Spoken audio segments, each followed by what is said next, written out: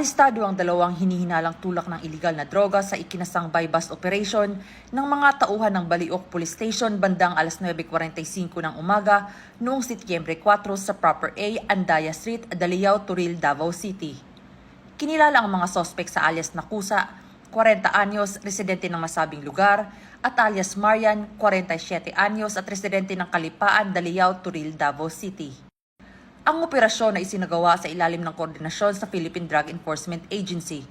Umabot naman sa kabuuang 12.46 grams ang nakumpiskang droga na tinatayang nagkakahalaga ng 84,728 pesos.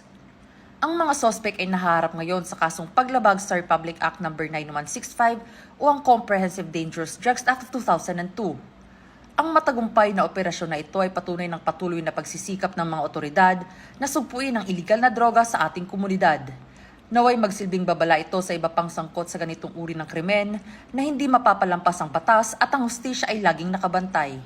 Mula rito sa Police Regional Office 11, ako ang inyong PNN Correspondent, Patrolwoman Shaira Rose Aquino, alagad ng batas, tagataguyod ng Balitang Pulis.